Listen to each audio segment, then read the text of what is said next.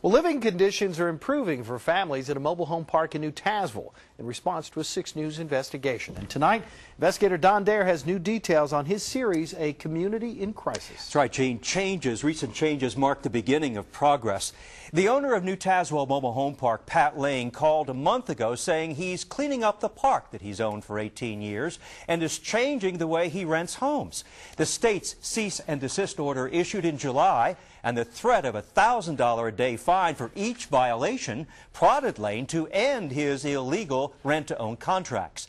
Lane was not licensed to sell mobile homes, as we revealed he was doing with dozens of park residents. Dr. Pat Lane, an optometrist, told me, "I'm too embarrassed to talk on camera." Instead, he had his security officer show us around the park. Last time you was here, you still had the frames and stuff sitting in here, but since then we've managed to get the frames out. Rick Crawford proudly points to empty lots that have been cleaned up since July.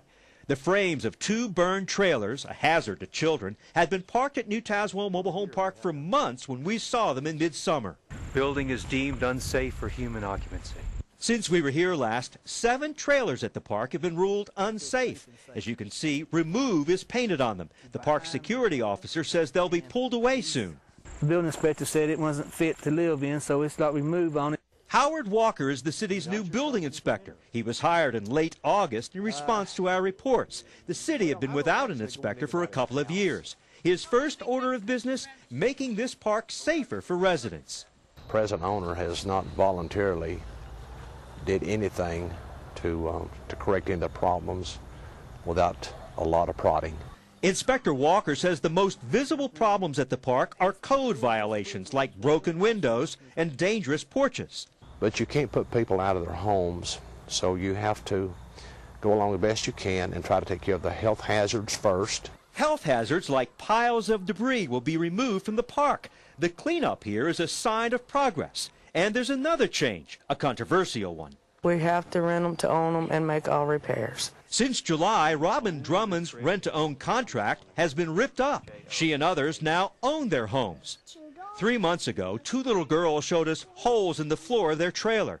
There were also broken windows left unrepaired. At the time, park manager Rita Wade said residents are responsible for making their own repairs. She showed us the rules of the park's rent-to-own contract, which is not valid according to the state. Rick Crawford says those contracts no longer exist. He says people we profiled in July are now homeowners.